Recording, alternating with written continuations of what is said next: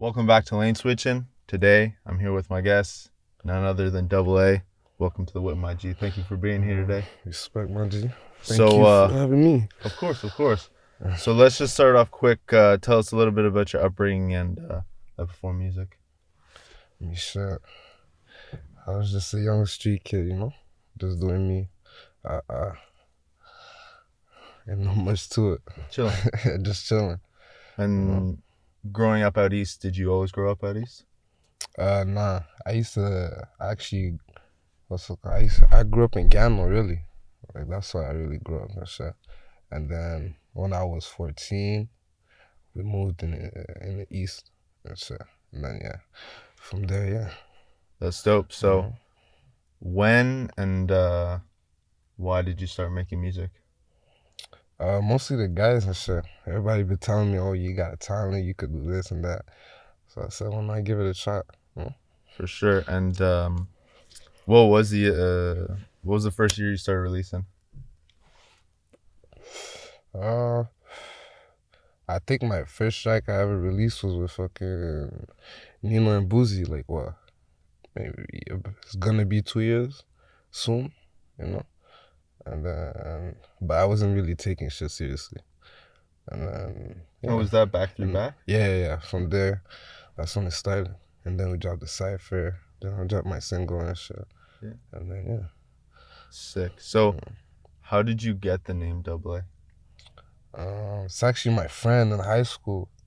He just, what's it called? He just put my initials together. And then from there, what's it called? I just rock with it. That's sick. So, I guess the first time listeners, or if you've ever listened to a Double A track or something you've been featured on, how would you describe your sound?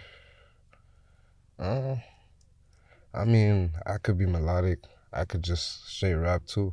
So, I don't really have like a main sound and shit. I could do whatever the beat takes me. So, would you say there's like a sound you gravitate towards, whether it's a region or whether it's melodic or fast paced? Not really. Like, I'm very versatile with it. I could do any type of music. That's dope. So, obviously, you've done a lot of work with EPK members, LMG as well.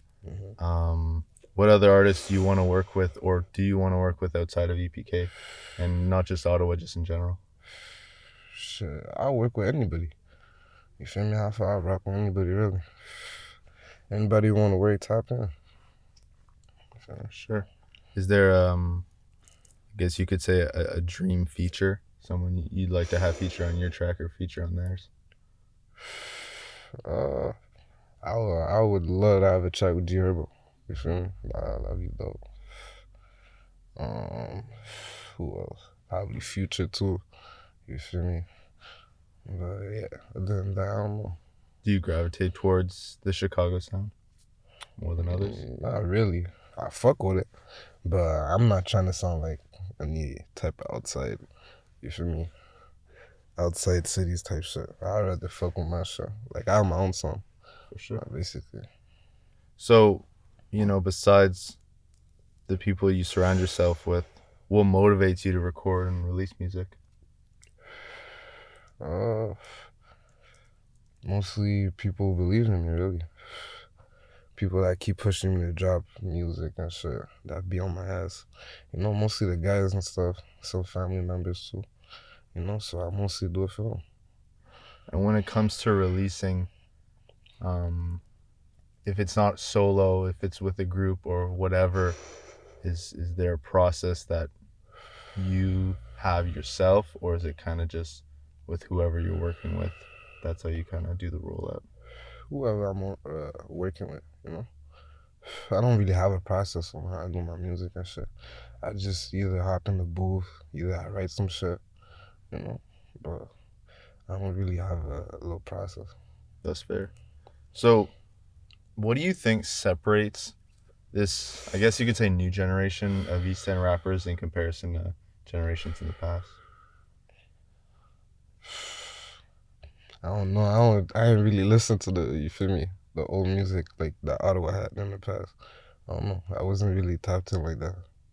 You feel me? I mostly just do, what's it called? I mostly listen to United States shit. You feel me? UK shit. Uh, I listen to some Afrobeat, but I Sure. never really listened to that old Ottawa shit. I wouldn't know.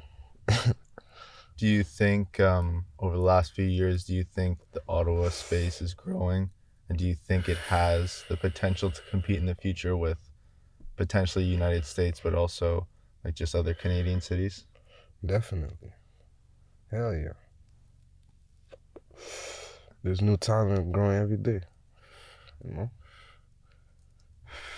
And what is kind of not even a 5 year plan, but the plan with your music and with the sound out east?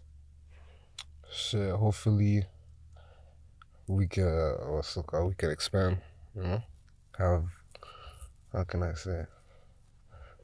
Like have people from other city listening to that shit, you know? Cause right now we're more local. Most definitely. And shit, we trying to take shit global. You feel me? But I So, don't know.